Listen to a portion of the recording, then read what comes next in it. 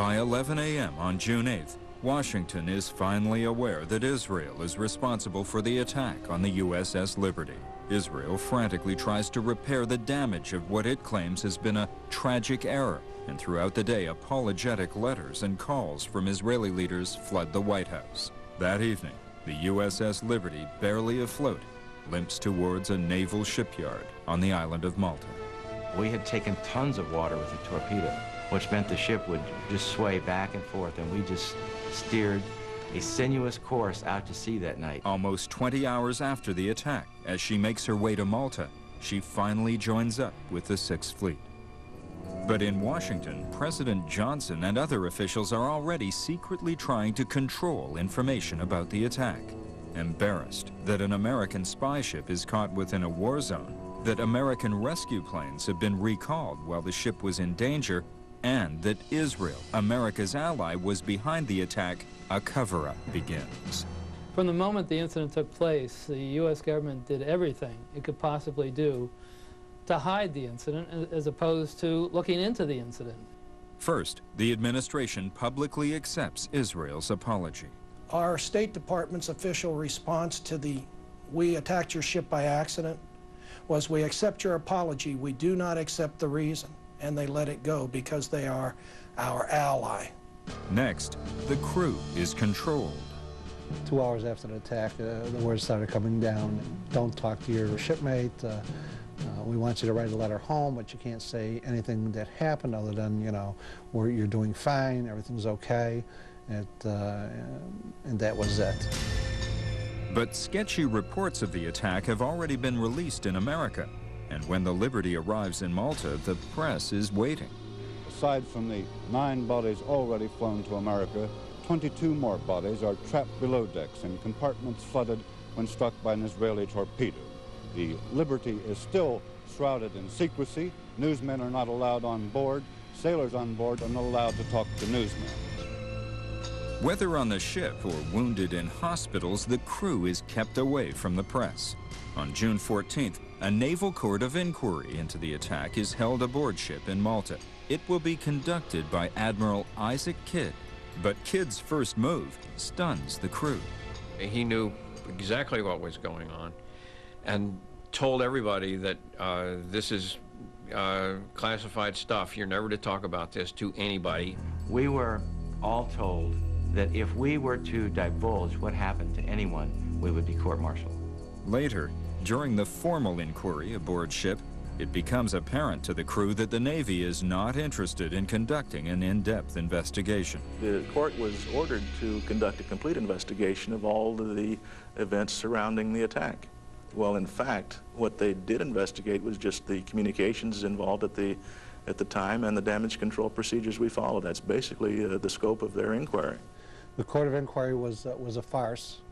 There was no going into the Israeli aspect. Israel was never queried about it. During the court of inquiry, the USS Liberty is given a complete overhaul. It seems that the incident and all its evidence is literally being erased from history. They patched up each and every rocket hole that we had sustained, over 800 rocket hits. They patched them. They patched the hole in the torpedo where the torpedo had come in. They came in, they restructured the ship, they put a new skin on it, and they painted it, and they sent us home like nothing had happened. We were on the front page, then we were on the 3rd page, then we were on the 8th page, and then we were on the back page, and it was almost that fast. Day 1, day 2, day 3, day 4, and out of the paper. I mean, in this country, it was a non-issue very quickly. Since the attack in 1967, Israel has released 4 official reports concerning the USS Liberty. All of them have come to the same conclusion. At the time of the attack, Abba Eban was Israel's Minister of Foreign Affairs. Well, it was totally an accident as far as we were concerned, because nobody expected either that the boat called Liberty would be involved in our region, and it was certainly not involved with our knowledge or with our consent. But crew members of the Liberty have found contradictions in each of the reports. They say we didn't fly a flag. We did. They say we were in a war zone where we shouldn't have been. We were in international waters. We were perfectly free to be. They say that they immediately stopped firing when they drew close enough to see our flag. They continued to fire for another 40 minutes. I don't think there's been any effort here to cover up information. I think Israel has been very forthcoming with the Americans on the issue of the Liberty. Another point of contention is that Israel says that its torpedo boats initially identified the Liberty as an Egyptian ship called the El Quasar, a ship Israel believed was bombarding their army from the sea. But the El Quasar wasn't equipped to bomb anything. The El Quasar was in fact a fourth the size of the Liberty, looked nothing like the Liberty, was in port in Alexandria where it was waiting to be scrapped. It hadn't moved from the pier for years. It was obviously done on the fly, or they wouldn't have named us the El Quasar. They would have given us the name of some vessel that had weaponry enough to shell from the sea. Israel has also questioned whether the Liberty was flying an American flag.